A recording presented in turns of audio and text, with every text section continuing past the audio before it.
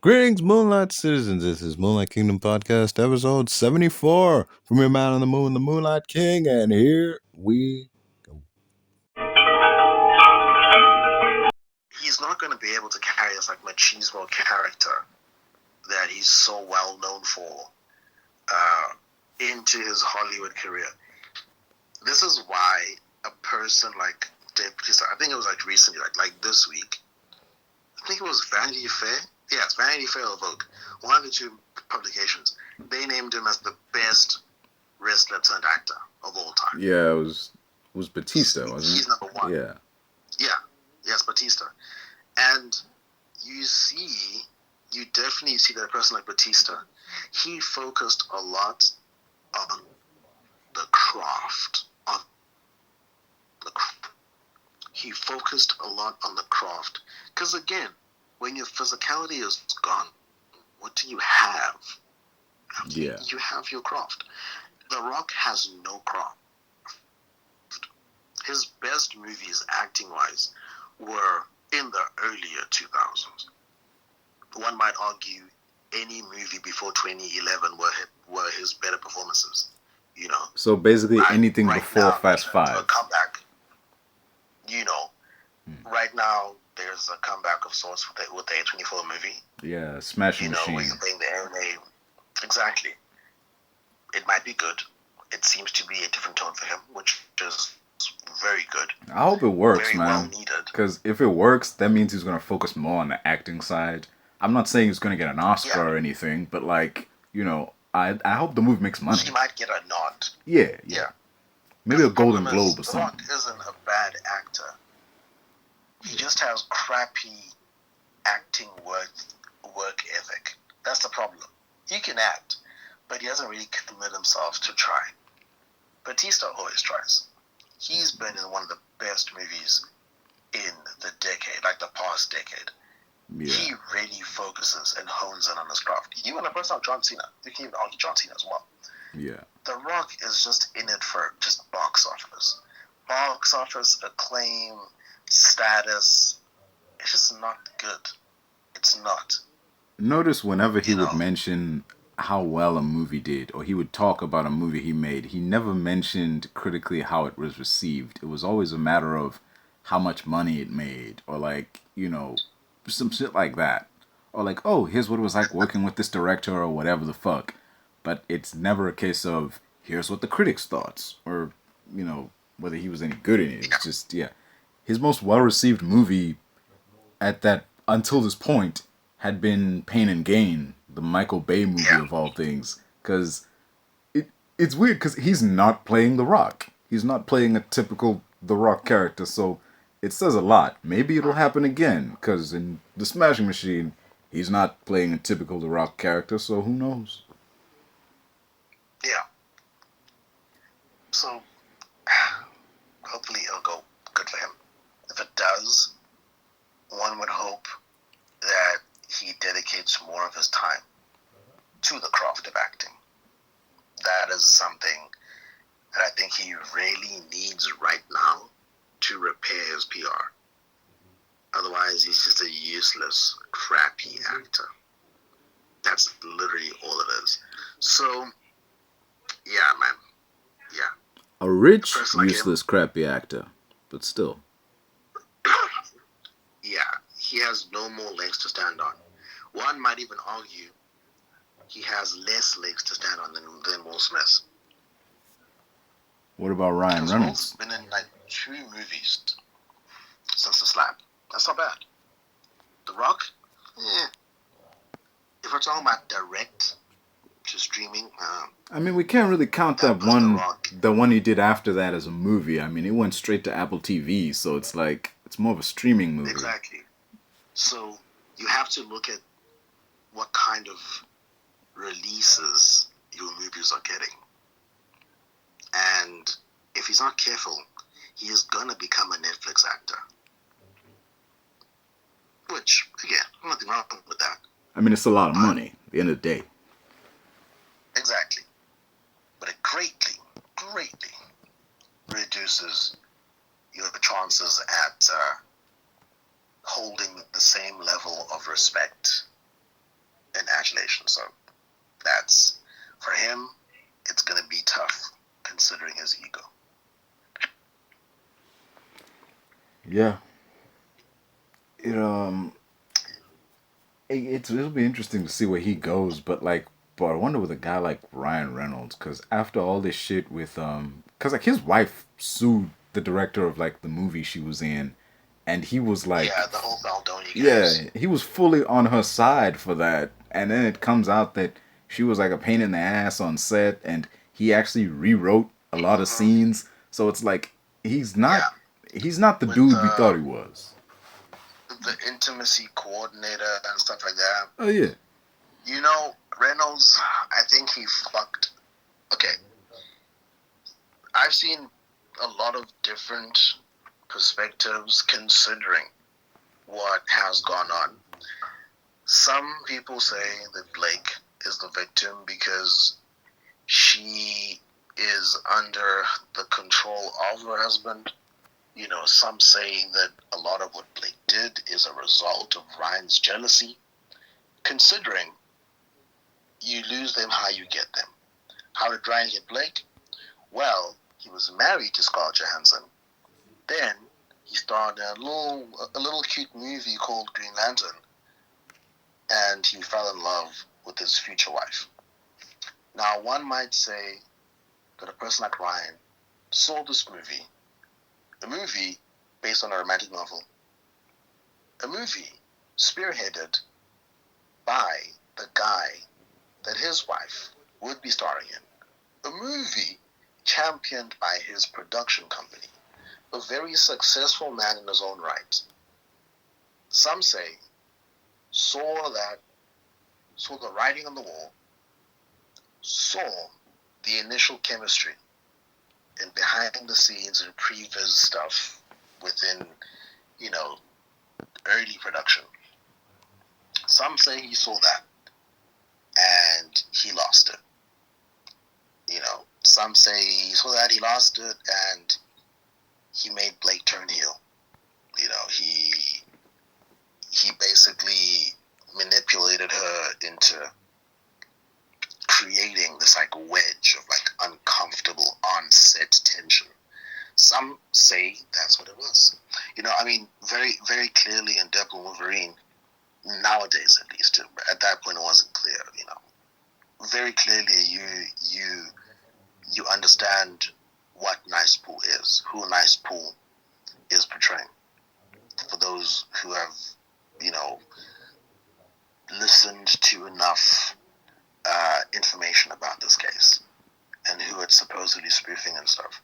And you definitely see this nasty element of Ryan Reynolds' jealousy manifesting into a character from a movie that really has nothing to do with any of his personal life things. Yet somehow he managed to insert this guy who he really, really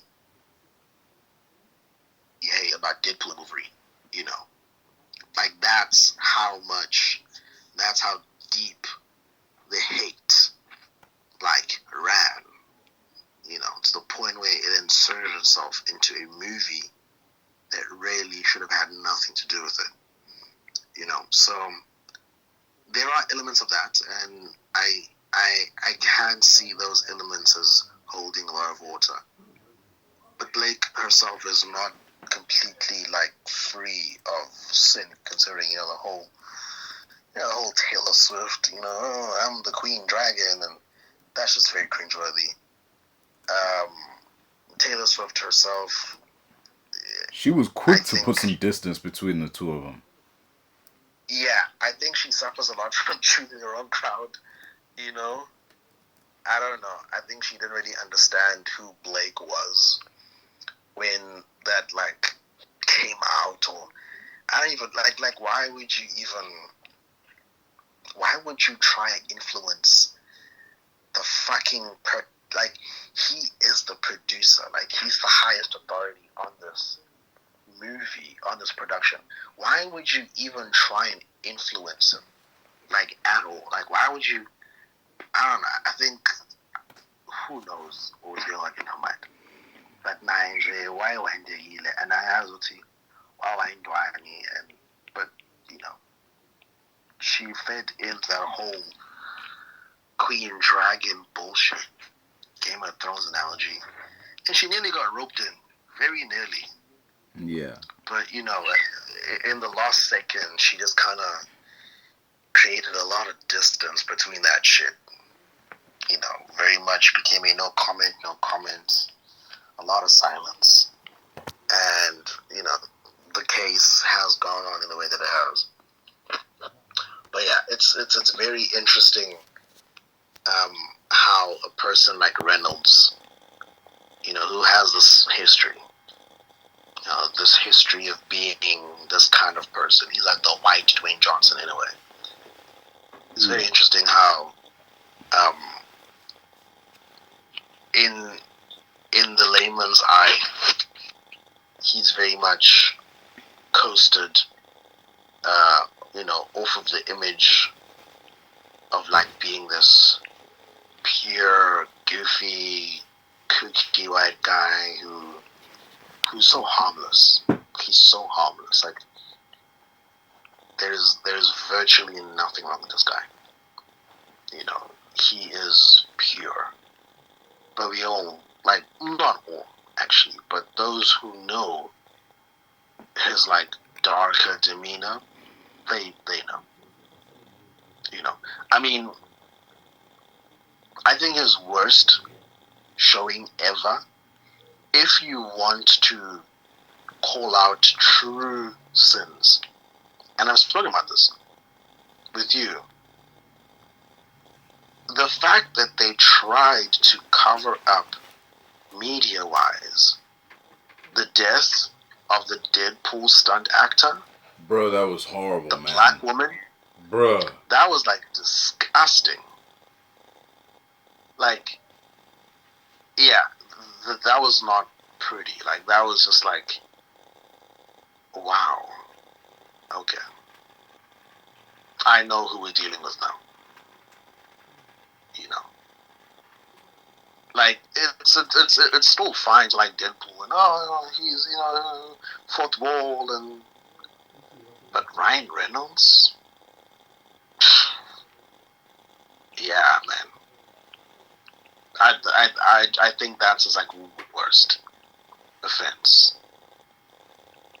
Yeah, but the thing with that is, if it had been like, you know, if it came out in like the news that the studio tried to hush up the death of the stuntman, you'd be like, oh, okay, I get it. Fuck the studio motherfuckers. They want to cover up a human's... You know, that's just like corporate greed and whatever. But like, to find out he was in on it, it's like, damn. Yeah. It just paints a different image for how someone is. Yeah. It really does. So, yeah. You definitely start to see those controlling aspects and the more sinister nature of who he is, really. When you follow this case, you know, at this point it's pretty much tired. But yeah, you see the elements that make him even worse, for being real. Even worse. Yeah. It's it just makes you wonder, like, given, I don't know, with all that's going on between him, Blake, and Baldoni, you makes you wonder, like, I wonder if Marvel's gonna, like, given all the chaos that's going on, they're gonna, like, dial it back on how much Deadpool they have in the MCU. Because it's... Oh, for sure. Yeah. It's clear that Hugh Jackman's coming back for Secret Wars. That's a given. But, like, Ryan Reynolds, he'll be there. But, like, it seems like with all this chaos happening, it's, like, more likely he'll be there, but only for a couple of minutes. Yeah. Plus, I'm pretty sure a person like Kevin Feige, you know, a person who is very much, and we've literally discussed this in this very call, Kevin doesn't want drama. He is so, like, he's so above drama that for him it's like embarrassing. It's like anxiety causing. Yeah. Marvel Studios was probably so upset that Ryan Reynolds decided to bring in this personal vendetta into this movie with Nice Pool. Yeah. Like, once they found out what it actually was. Once they found out, like, wait, that's what this character's supposed to be, you could imagine, like, behind the scenes, they were losing their shit. They were so pissed off at that. Yeah. And, a person like Ryan, and with his pride and stuff, he'd never admit that Marvel scolded him. He would never. Yeah. He would take it to the chin and carry on being a comedic character and laugh and chuckle and do that annoying voice of his that he's been doing since that TV show in the late 90s. But it's definitely now clear that Marvel and Disney are dialing back on Deadpool. Mind you, 4 years ago, it was such a big deal that Disney had bought out, the entirety of Fox, save for the news network.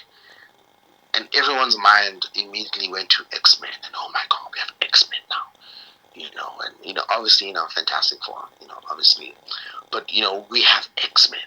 But the biggest thing for people was Deadpool. Because a person like Deadpool, he can pretty much, he can go to any universe that he wants to. There's not much explaining you need to do. You say, he just opened a panel and he just kind of stepped in like that. That's pretty much it. Especially given how Deadpool 2 ended with him getting that time travel device, which doesn't make sense. That's a time travel device. How are you traveling through universes with it? It's a time machine. Like, exactly, it's timelines, not universes.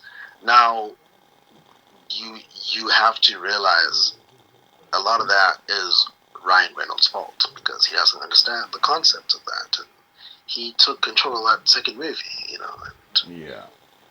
every single movie since, you might view it as a Sean Levi movie, but it's pretty much Ryan. That's just what you have to know. It's pretty much Ryan. It's all Ryan. So that's like, there you have it.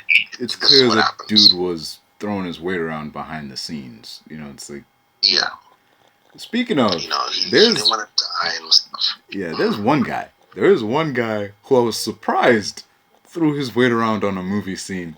It was in a movie set. It was Tom Hardy. I'm like, wait, really? Tom Hardy? Venom? Yeah, man. In Venom 3. This thing, I was surprised as fuck. Like, really? Tom Hardy actually got... See, because the plan was, apparently, with the Venom movies, back in the first one, the director, Ruben Fleischer, came in and he was like, all right, I'm going to do Venom. We can do a lot with this character. We can get really, like, dark with it. But the studio was like, PG-13. So he was like, all right, dial it back, whatever. But next time, when we do, Venom 2, we're going to really go in there because that's when we're going to bring in Carnage. Studio was like, great, because the movie made $1 billion. So they were like, okay, you'll do whatever. You know what you're doing.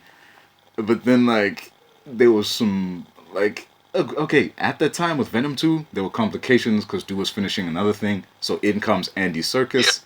He directs the movie. And they're like, all right, let's go ahead full steam. But apparently, with... that's when the fucking weight comes in. It was Tom Hardy who comes in, and he brought in his writer. Keep in mind, this isn't a writer brought by the studio or a writer picked by Andy Serkis. This is a writer picked by this dude to come in and, like, add some humor, do all this shit, keep it PG. Yeah. Then in the third movie, the writer becomes the new director. Like, bruh. Yeah. It's pretty much like X-Men all over again. It's what happened in X-Men, Dark Phoenix and Apocalypse when... Yeah, that was... that. I put that on Fox. That was them, dude. How you have the same dude... How you fuck up the same story twice, man? You hired the same guy. Very possible, Yeah. But I was surprised to find out that it was actually Tom Hardy who like handpicked this person to be the director for Venom 3. I was like, wait, really? You, man? You don't seem like that kind of guy. But yeah. I think most people, yeah, you're right. I think people, if they see you do one movie, they'll believe that you can do another one. Like, irrespective of the tone. If you did one good movie, okay, you can do another one. It's fine. Try this. But yeah. Other than that,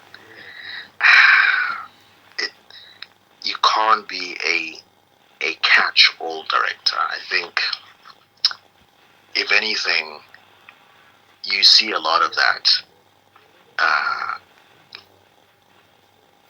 like, ascribed to the Russo brothers. Yeah. And hey, even they fell off. Came for Marvel. Those dudes fell off after Endgame. Have you seen The Gray Man? That's the thing. I remember they had that movie with Chadwick. I watched about half of it. I got bored. In fact, I probably, yeah. I watched the first 45-ish minutes of that movie, and then I got bored. Then I went out drinking. Then that's the last. So I watched of it. I think people expect them to make a huge splash in the industry. Yeah. But the problem is, they already made a big splash in Marvel. You can't make a bigger splash than Marvel. Because you have to think about two things. The next studio you work for will not give you nearly as much creative control as what Marvel did. You might think that working for Marvel has given you this huge leg up, but all it's done for you is create these expectations that you will never be able to, reap the benefits of. Because at the end of the day, you could have directed Endgame. But if you go to Paramount, all they'll give you is a fucking Italian job, remake, inspo type of movie with a budget of $40 million. And you have to be happy. That's all they'll give you. And you have to say thank you and swallow your meal.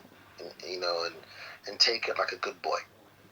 You're not going to get a movie with $100 million budget. You're just not. That's not unless happen. It's a Netflix movie. Then they'll give you $300 million. Yeah. So I think with them, they thought it was like basketball. They thought that once they hit their magnum opus, their so-called magnum opus with Endgame, they thought that studios would be lining up to basically bid them out from their next big movie. But that didn't really happen. They just kind of got what they could get. Yeah. And it was mostly Netflix shit, so it's like, what does that tell you? Exactly. So, I think they probably would have had more success had they gone back to TV, because that's where they started out. Yeah. They were directors on Community. Plus, if they were coming off Endgame, you just made one of the biggest movies of all time, and then you're like, okay, we're going back to TV. Networks would throw themselves at you to be like, yo, give us some of that MCU magic. It's not like a movie studio or something. Granted, the budget is smaller, but yeah. There's a lot of TV shows that could use some sprucing up, action and storytelling wise within the action context. It might not even need to be action, throughout. A good police procedural could benefit from having the Russo brothers. Definitely. Yeah. Be it a police procedural, a crime drama. Funny you mentioned police Mm. procedurals, bruh. I found out, I was reading, scrolling on the internet the other day, and I found out, like Zack Snyder's next project. It's, bruh, I was so surprised. I was like, Oh wait, no. really? It turns out his next What? project is gonna be a police procedural. Like, I saw that shit and I was like, wait, really? But it's so, they even said in the thing, it's gonna be one of his most normal movies ever. And I'm just thinking, are you sure you want Zack Snyder for a police procedural? Like, the most I have run-of-the-mill no shit? idea how you do that. Yeah, man. I was thinking the same shit. Like, how? For me, okay, being fully honest, a person like Zack Snyder, the most normal I could see a police procedural going is the first 25 minutes of Watchmen. Mm. At best, that's how normal I see it being. But you can't escape the darkness of Zack Snyder's vision. That's the problem. That's the problem. You're not going to have, a fucking, what? NYPD Blue, fucking The Rookie. You're not going to have a procedure that's that bright. You're just not with Zack Snyder. If you do, you're still going to have a lot of weird, dark scenes or a lot of scenes at night for some reason. Then there are daylight scenes. So I don't know. I don't know how that can pan out totally for a TV show. But I see it being something like the first 30 minutes of Watchmen. Yeah. So the death of the comedian. That's what. Yeah. Comedian, maybe not too much that dark, but So a little bit of Rorschach, basically. Like one of the cops is gonna be Rorschach, basically. That's what you're saying? Yeah, you might have more grittier cops like, Rorschach, but definitely more so that, like, sitting between the two lines of extreme versus chaotic neutral, like Night Owl, kind of like very, like, he's still battling, but he can definitely dip his toe in that, like, darkness. But I see it more as like Night Owl and it's the fucking Silk whatever. Silk Spectre, yeah. Yeah, like I see it more that kind of route than just like the fully, like pessimistic Rorschach and the comedian.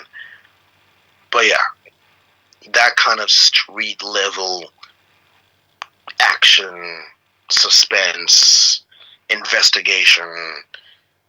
But that's literally just about it. I can't see it going. So it would be more right like that movie Seven. Yeah, maybe Seven. A lot darker than Seven. But how do you get darker than Seven?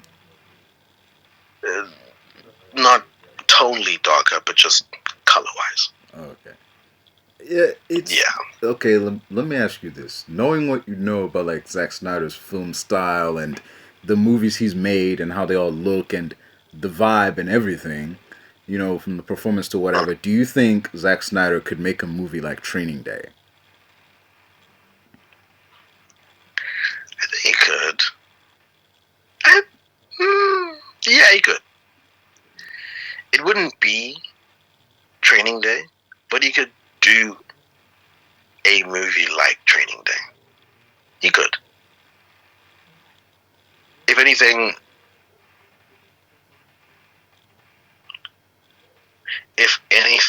it would probably feel like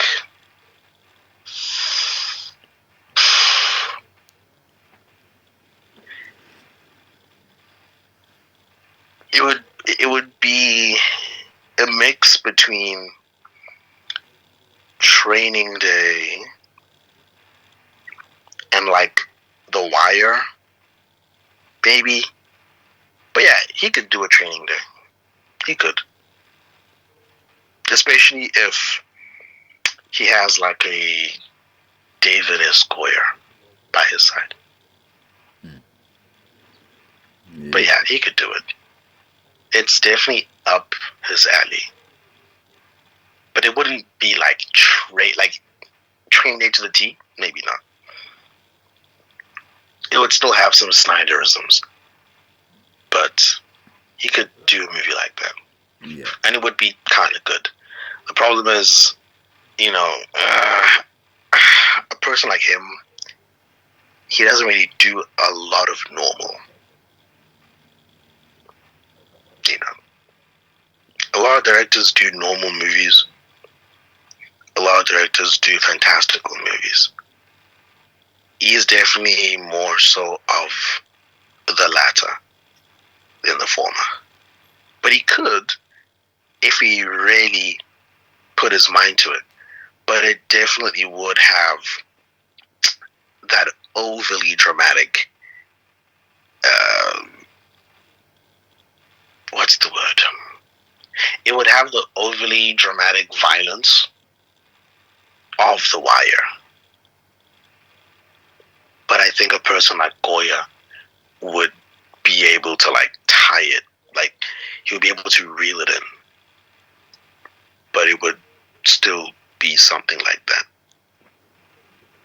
I mean, Quentin Tarantino movies have over-dramatic... No, fuck over-dramatic. They have over-the-top levels of violence. Like, little liters of fucking blood gushing everywhere at the end of Kill Bill. So it's like... But that shit works. Yeah. That's stylized. I can appreciate stylization. You know, I can appreciate that.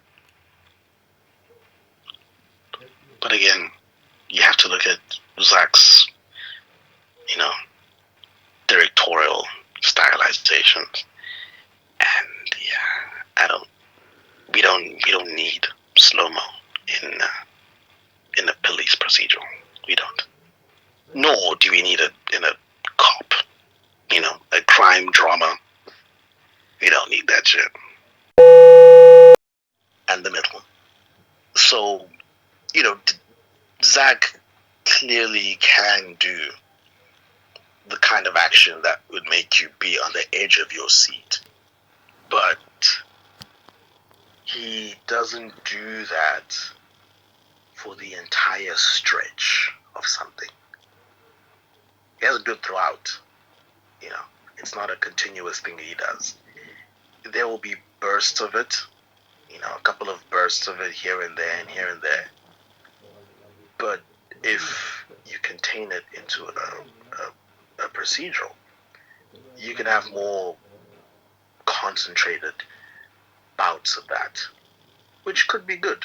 Yeah. You know, if you're ditching the element of guns now, because, you know, why do you need fists if you have guns? So there was talk a couple years back that Zack Snyder was doing, because I remember he went on Joe Rogan. It was around the time he went on Joe Rogan.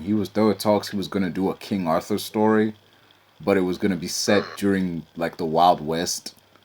So it's like, that doesn't make sense, because A, King Arthur's story doesn't take place during that time, and B, why the fuck would King Arthur be around in the Wild West with his guns and shit? A guy with a sword isn't as magical as the sword might be. He's still going up against a lot of guns. So what the... Yeah, and you don't really bring a knife to a gunfight. So yeah.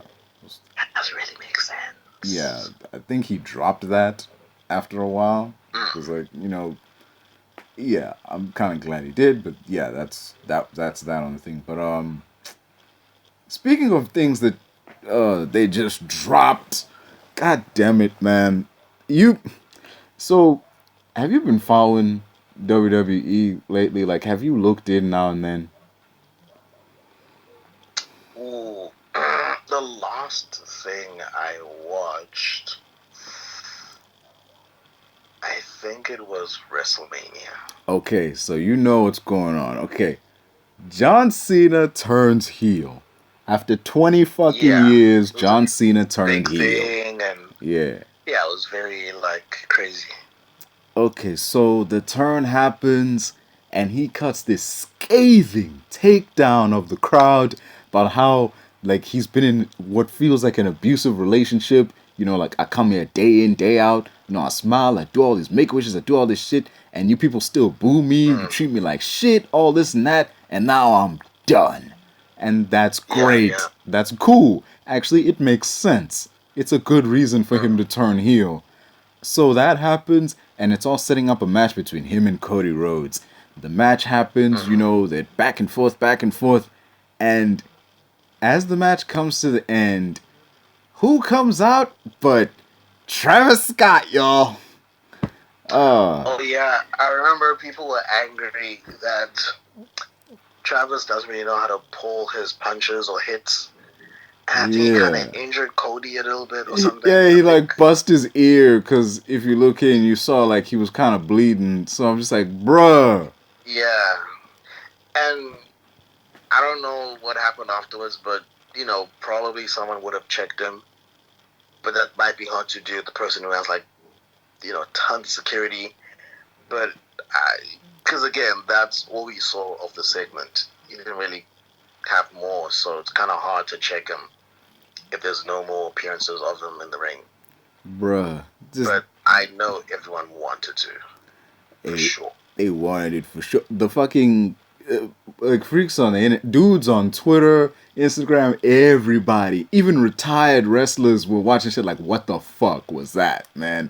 They were like, you can't put hands on a dude and not expect some kind of receipt, which he never got, by the way. That's the thing. Fuck, man. Yeah. That was bullshit. Thing is, if anything, yeah, it's a lesson to kind of choose who you want more wisely, because a lot of people who come onto like Raw or SmackDown or whatever it happens to be, they either come there for one or two reasons. Because they're a fan of the stuff and they want to relive their childhood and they want to be part of the program and do justice to fans of their own as well as the fans of the craft.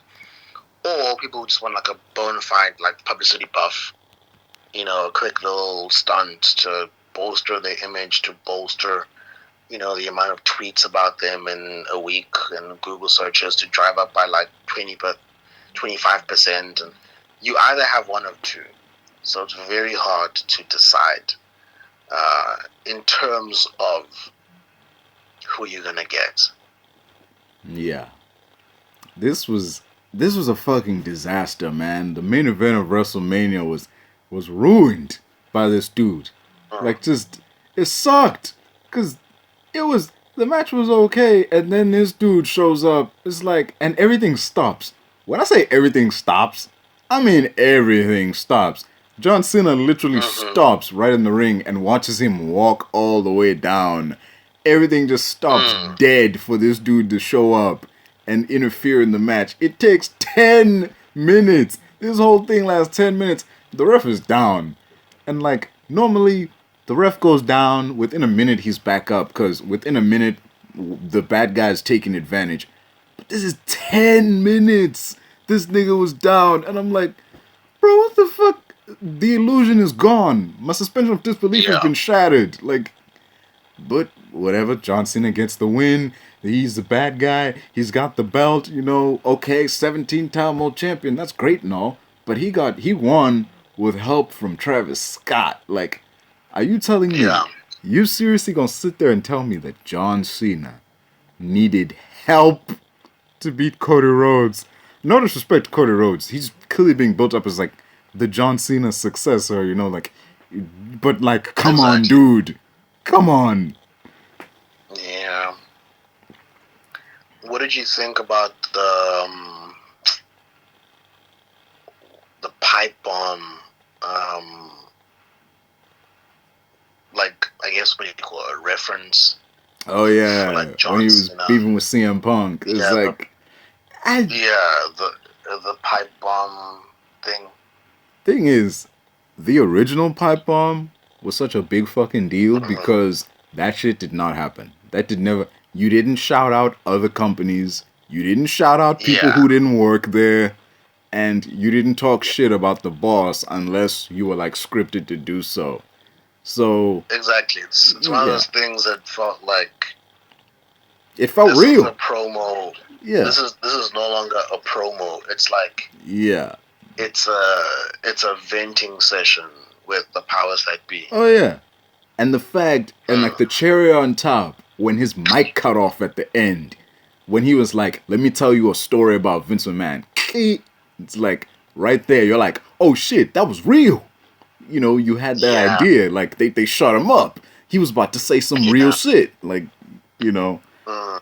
But with Mike is completely dumb. yeah, but with John Crazy. Cena, it didn't. It didn't. He wasn't trying to do that. He was just making a reference to it. But like Mm.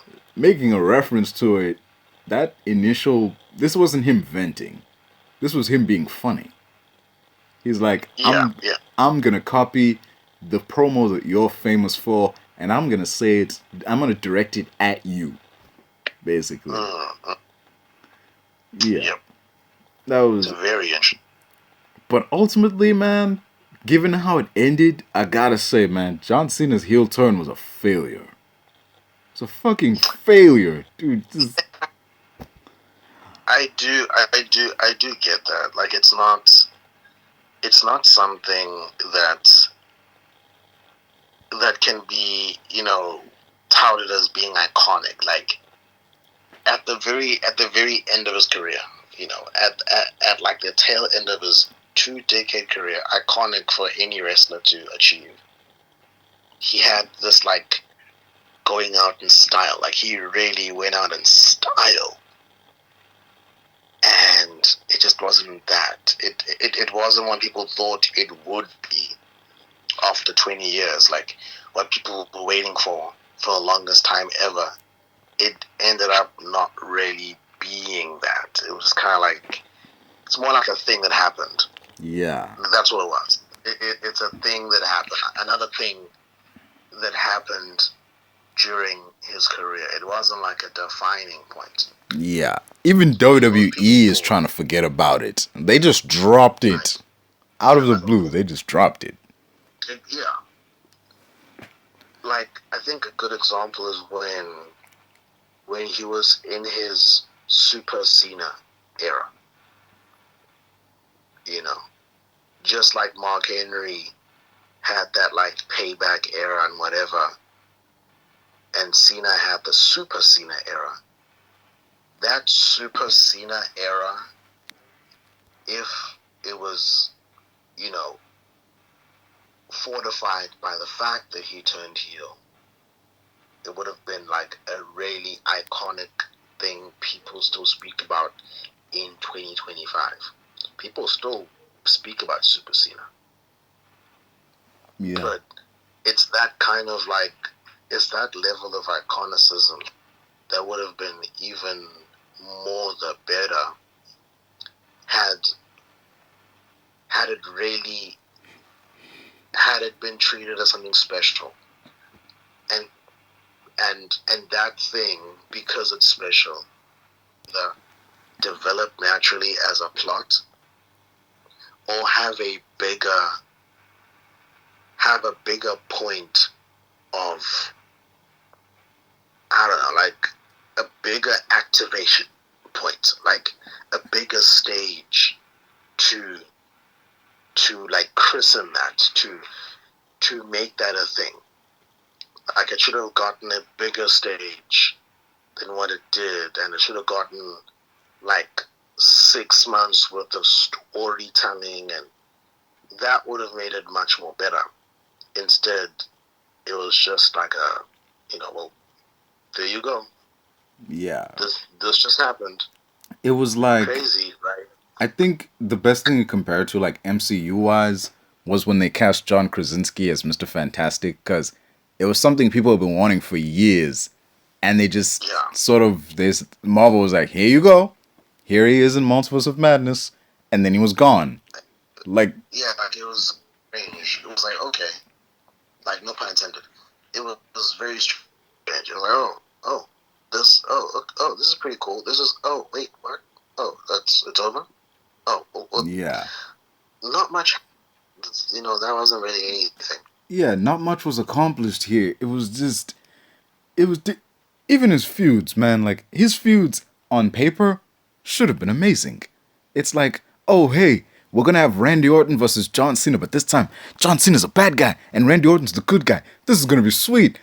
That's disappointing because it had a screwy finish. He didn't win clean. Granted, he's the bad guy. The bad guy doesn't normally win clean, but still at the same time, man, like this is the last time y'all ever gonna face off, and you go out like this. You go out through cheating, like It's just not. Yeah. yeah. It's not good. And then you had again John Cena versus CM Punk. Last time ever they'll ever do this. Though, thank goodness, man. Like John Cena's a bad guy, CM Punk's a good guy. What's it gonna be? Again, another screwy finish. And it's like, damn. Do you need help beating people that you?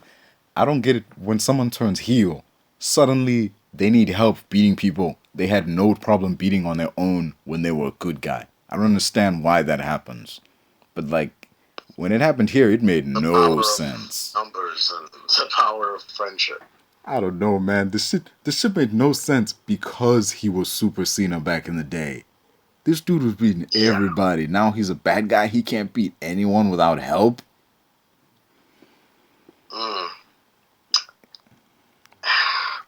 And that's also a failure of storytelling. Yeah. That's the thing. Because there could have been better instances to make that make sense. But what it ended up being was like, is he like weaker? Like what? How does this make sense? Yeah. It'll become like Goku and Vegeta.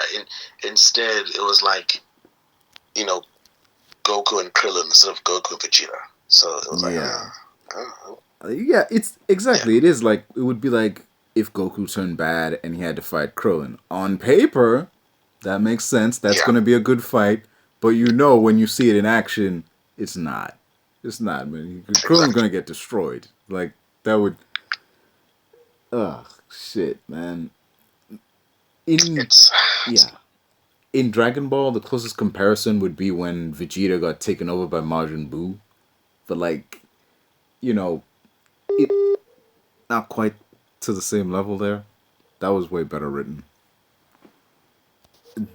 They dropped it. Even you could tell. Even they knew this is not working with how quickly they just abandoned this story. Like just, he literally came out one day, was talking to Cody Rhodes, and was like, he basically just says like, okay, I'm not bad anymore, and that's it.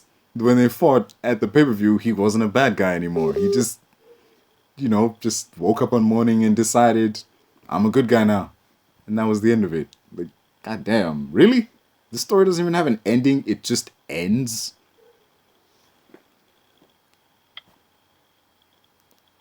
Yeah. Yeah. I mean, he still has the legacy of 2 decades, so. Yeah. It's a small stain. Nothing too harsh to temper, the career at large. Yeah, he's still got, a couple, because he said like at the end of the year he's going to be retiring, so it's like he's still got some time. But like, that's a lot of months down the drain. True. I think that back in, it could have worked. It could have worked if he'd done it sooner. You're right about if he'd done it sooner, it might have worked. Because back in 2012, there were discussions about like him being a bad guy. And he got as far as recording new theme music, which we'll never hear. Because it's in a vault somewhere, I guess. Like, but they changed their minds. That is interesting. Yeah. I mean, I'm sure a lot of people would be angry. But it is like an interesting notion to go with new music. Yeah. Why they never released that song though? I don't get it. I don't understand that. If you went through the trouble of recording a new song, why would you just stash it and be like, well, I don't need it anymore. Guess I'll just put it away now. Like, Who knows? I wonder. Maybe it needs some mixing, some editing. Who knows? yeah, he said he would though. There was I think he did an interview with Chris Van Vliet, and he asked him straight up like, hey, what happened with that heel turn? Whatever. He was like, yeah, I recorded new theme music, I got new ring gear, and I was ready to go, but it was ultimately like Vince McMahon who's like, you know what, maybe let's not do this, because John Cena at the time was still the number one merch seller. He was still doing all the Make-A-Wishes and shit, and it wouldn't make sense for him to just become a bad guy all of a sudden. Yeah. So yeah, he said in the interview, like, if he were to revisit becoming a bad guy, he would have to change the song. He said he wanted trumpets instead of saxophones, and I'm like, wait, trumpets instead of... So this theme song, whatever it is, had saxophone music in it? Okay. That it's I don't know. I think it's weird. Is what it is. Just say what it is. It's fucking weird. Like, wait, what?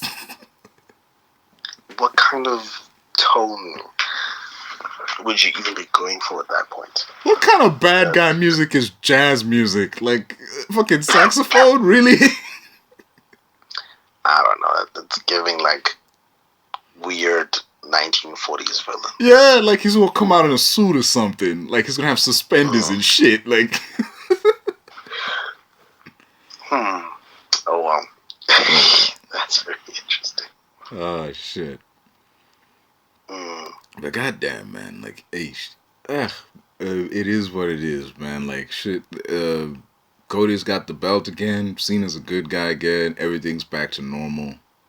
Can't really ask for much else. Oh. I'm sure in a while, The Rock will want to come make some appearance, because if you think about it, this is the last.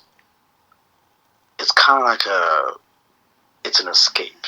It's his last escape, where he's really like universally liked. It's the only remaining one. Yeah. Everywhere else, it's not really doing so good.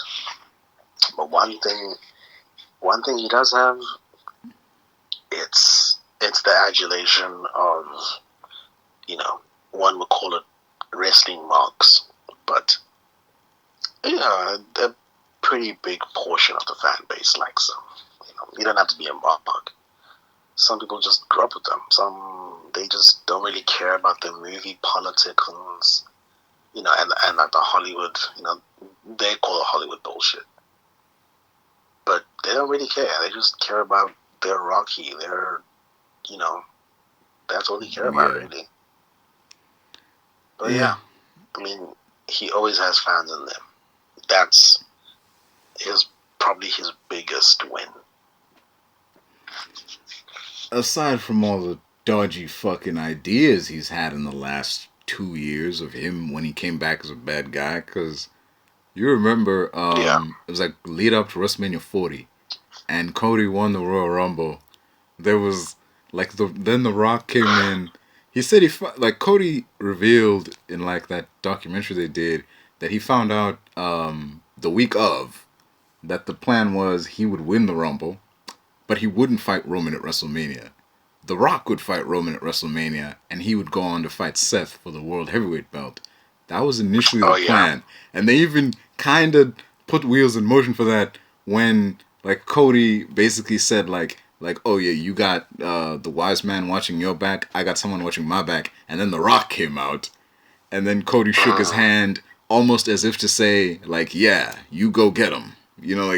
Like they were setting up The Rock versus Roman, but, that was the plan. That was The Rock's idea. That's what The Rock wanted to do. The main event of WrestleMania was going to be Roman Reigns versus The Rock, and night one was going to be Cody versus Seth Rollins. Right away, you can tell that's not going to work. Don't nobody want to... Not that no one wants to see this match, but no one wants to see this match in place of Cody Rhodes versus Roman Reigns. because now it's like the most important match being sidelined for like a clown show. Yeah, a vanity project, basically. Like, yeah. And people were up in arms, hashtags, tweets, Instagram, all over the place. The internet was in flames. So WWE backpedaled really fucking hard. Like, so hard that at the press conference in Vegas, when like out comes Roman Reigns, out comes The Rock, and then out of nowhere Cody Rhodes is like, this is some bullshit. Like, I didn't give up anything. I'm like, I'm still gonna fight you. There's like like, wait, what? But like, yeah, WWE realized what was going on, and they just reversed immediately. Like, nah, if they had continued, that might have sucked. Not to discredit either the performers. I mean, the match would have been good, but had they continued ahead and we got Rock versus Roman, they would have booed the fuck out of those people.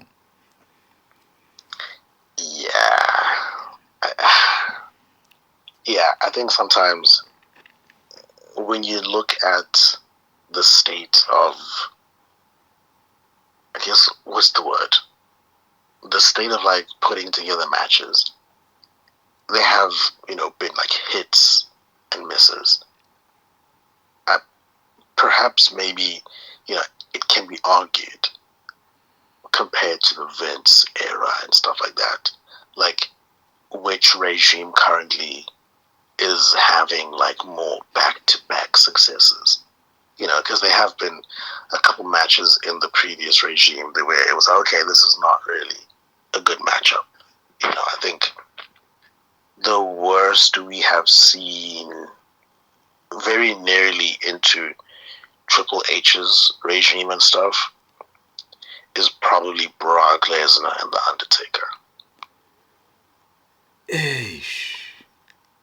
Like, if you really want to talk about, like, just cutting, like doing a proper rollout for, this big match, and, it's either a long time coming or, whatever it is, new school versus old school, that has to be the worst of the old regime and their ability to create matchups and stuff. Yeah. That's one of the most egregious examples. It kind of felt, I don't know about you, but to me, when it began, it kind of felt like short notice thing. Like, well, we don't know what to do with Brock. And Undertaker doesn't have anybody to work with, so let's just put them together. You get that vibe? I get that vibe, but I feel like it probably also had to do with, in a way, right, putting over, like Brock, like putting Brock over again. I mean, obviously, he's been over. He just left for a couple of years and then he came back. But I also felt like it was a way to just kind of catapult Brock again, which he didn't really need. I mean, he's Brock Lesnar, for God's sakes. But I do feel like they kind of sacrificed Undertaker for what Brock had come to do at that point. Even preceding and afterwards as well, and that fallout, even his match with Kofi Kingston and stuff. That was embarrassing. It was definitely, that was another rough one. So you do see that element where it's like, okay, they were definitely sacrificing one for the other, but the rush element also is there. Yeah, there's traces of that in like the MCU almost, with in terms of like not creating new stars and just opening the door for, like, it's basically giving the old stars the rub and sacrificing the new stars while doing so. Because since Shang-Chi, who's a new character in the MCU that you can honestly say, like, yeah, this is a character capable of headlining their own movie? Ooh. Yeah, they ruined it by, like, doing what they did with the Eternals. But a character who could have had their own movie, one can argue Black Knight. You can argue, but obviously he can't be alone. You know, it has to be Black Knight with someone else, like a supporting character. Probably Blade, because he was in there. I mean, it was a voice role, but, like, you know. Yeah, you know, he did like an ADR thing, you know, after the fact. But now, I can see that. People can also come in and say, well, that's unfair to Blade because he was supposed to have his solo movie a long time ago, and, you know, but that is a good duo for that kind of movie. But do we even know if Black Knight is alive? I doubt he's even in Secret Wars. It's another thing. It literally goes back to what you mentioned. Certain people were created to just never exist again.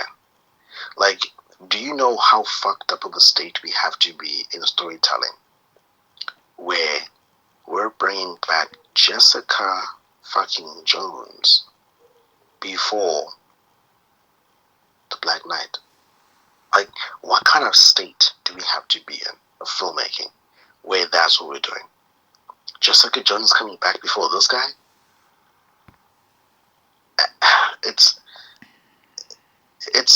It's less egregious than it is poor planning.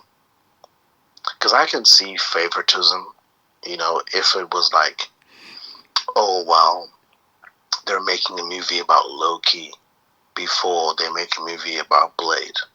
That I can see as favoritism. But this is just poor planning. And it's poor planning because they pretty much scrambled after the, you know, Eternals movie, and the critical reception and even the fan reception was what it was. They scrambled. And one could even argue that they scrambled in their own movie because the ending was really unclear as to when the next time we'll see the Eternals. Because, okay, cool. The Celestial took her away, or them. I don't even remember who exactly left. Was it one? Was it three? Who knows? It wasn't all of them, though, because the rest of them are talking to Harry Styles, who we may never see again. So, now the question is, okay, where the hell did the Celestial take Cersei, or whatever her character's name is? And what is Star Fox and the Goblin motherfucker and the other Eternals doing about it? Where are they right now in space? You know, we've had about like 2 movies set in space. The Marvel's Thor. But what has actually happened in space that is of critical importance into the universe? You know, I think the most useless space movie was, you see, it's a toss-up now because both Thor and the Eternals had semi-important bits within those movies contained that speak to the higher universe or multiverse. Thor showed us eternity, the eternity. We also saw, you know, God World, God City, whatever you want to call it. And, you know, we saw the higher gods. You know, we actually should have seen Khonshu. That was, they jumped the ball, but that's fine. There's a reason we didn't see Khonshu. Operates in a higher dimensional plane. Yeah. But we saw, right, what do you want to call it? We saw the Bast. Talocan god. I almost said Atlantis, but Talocan. We saw the Talocan god. We saw who are these other? What do you even call it? Bast was there. The Wakandan, the Black Panther god, and there was whatever the name was. yeah. There were a bunch of other Yeah. guys too. I think there was one that was they alluded to Jesus where they were like the god of carpentry, because Yeah. Yeah. So there's like a lot of gods for different mythologies, and they could have done something very interesting with that. Instead, it was a glorified, 10, 15-minute gag scene that was purely created to show Chris Hemsworth's butt on screen. That's all it was for. It was a setup for a joke. That whole scene, everything in it was a setup for a joke. So it definitely had minimal importance. The only place where you can say it's important is eternity. That's literally all it is. No one cares about New Asgard. We don't care about the, foreign policy and relationship between the U.S. and New Asgard. No one gives a fuck about that. Even the MCU doesn't give a fuck about that. Because if you remember, Ritson was like, we're going to war on all of you. We know where you are. We're going to kill you. And then Valkyrie took in the Skrulls. And then Ritson wasn't president anymore. Like, they just dropped that. That should have been something that they could have worked with heavily soon. Especially since Valkyrie seems to be part of a UN of sorts. Or just a two-person treaty, whatever. They dropped the ball on that. And then, when you look at the Marvels, a lot of the movie is bullcrap. Save for the very end, when you look at the power set of Kamala, or Kamala, depends how you pronounce her name, if you pronounce it like the Madam President, it depends. But it's the power set of Kamala and Monica, and how they can pretty much jump space, or in this case it's universes. It's not just timelines. Which is never explained. Universes. They don't really explain it. They don't explain how. We're still led to believe that the thing that gives her these extra kinds of powers are these two bangles, which should have just been an activation thing. I don't think it's fucking confusing. She should still be using the bangles. It's confusing because the end of the season 1 was like there's some kind of mutation, so okay, she's a mutant. That explains the powers. Yeah. But then the Marvels is like, no, it's the bangles. So it's like, which is it? Like they're fighting for the bangles, and it's like a fight for this gauntlet. I don't understand. But whatever it is, seemingly there's a similarity between the power set of Monica, even though Monica's powers were given to her by, the Reality Stone, obviously the Chaos Magic. I can say that the experimentation for powers, but now it's still experimentation sourced from the Reality Stone's cosmic energy or radiation. Whatever science you want to chalk it up to, it's still the Reality Stone. That's why only Wanda could destroy Vision, because, it was the same signature, the same energy signature. But Monica's powers are Reality Stone based. Kamala's are bangles, some ancient bangles from another universal plane that operates in the same plane as us. Like, I don't know. It's weird hobnobbery science. And yet both of them can do the similar thing. And it's not really explained how. I can understand the Reality Stone doing that. I can understand that. But Kamala, question mark. I don't know. But anyway, the important part of that movie, the only important part, is the jumping of universes. Because now seemingly we are in some form of the X-Men universe. Now, some would say it's the universe we left in DOFP. No. Some would say. No. You know, some would also say it is the Doctor Strange MOM world.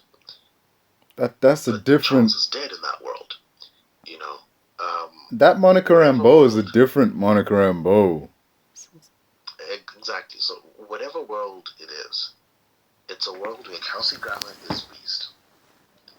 Charles Xavier is alive, presumably played by the Patrick Stewart, one and only.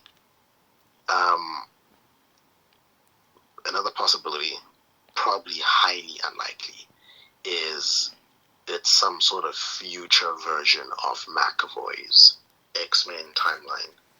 Because at some point the two did deviate, and now McAvoy's Charles is no longer, Stewart's Charles. That shit made no sense. To this day, when Dark Phoenix came out, I was bitching about this.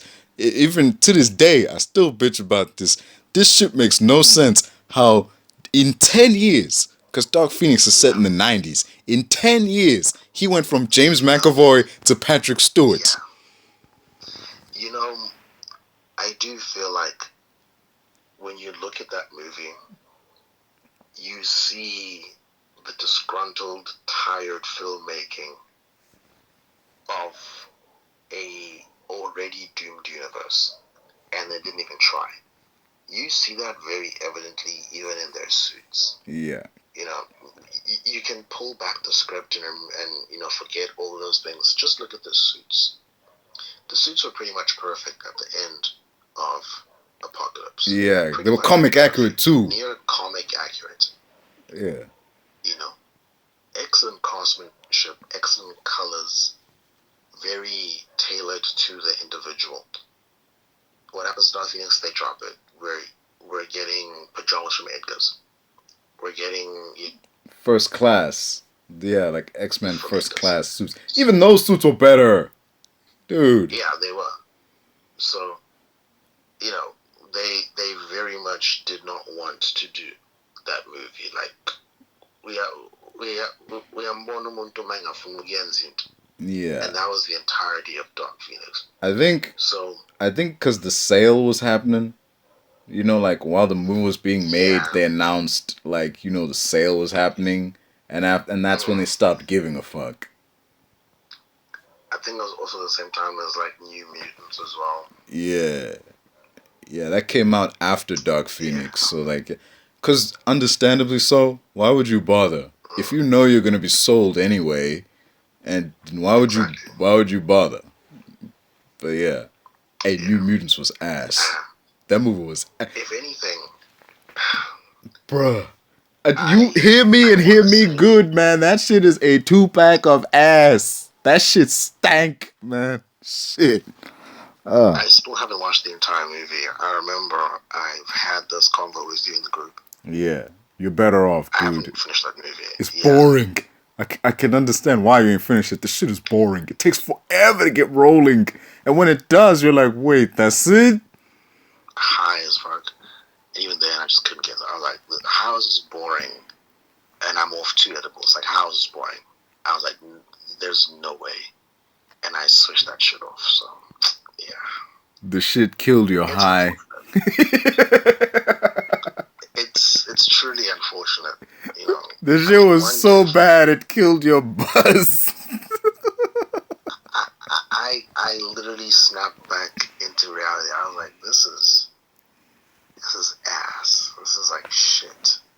I would rather watch X3, the original trilogy, than this shit. At least, I enjoyed X3 for what it was. It wasn't a good movie storytelling wise. Like, in terms of being faithful to the Dark Phoenix storyline, it wasn't good. But everything else, I liked it. It's decent enough. Hey man, Vinnie Jones was funny. Vinnie Jones was funny as the Juggernaut, bruh. Yeah, like, if that movie plays on ETV place where there's no Wi-Fi and no DSTV, I'm watching that shit. Like I'm watching it. Like if I'm at like a family place far out, and we're all sitting in the living room trying to get warm, and they're playing X3. I watch that shit, man. Give me some popcorn. Let's watch this shit. Like it's not a bad, like it's not a horrible movie. It's not good. Like if you wanna critique it properly, but yeah, I watch that shit. Yeah. Definitely much more than New Mutants. Plus, it has my favorite scene in that movie. When Vinnie Jones gets trapped in the cement by Kitty Pryde, he looks up and, bruh, he looks up and he's like, don't you know who I am? I'm the Juggernaut, bitch! Like, and that's funny, like it's literally, like it works, it works. Like, bruh. You can say it's like, it's very campy, but it works. Yeah, man. It's still the kind of humor where it's like, this is of its time, but it still holds up. Yeah. I give the movie props on that.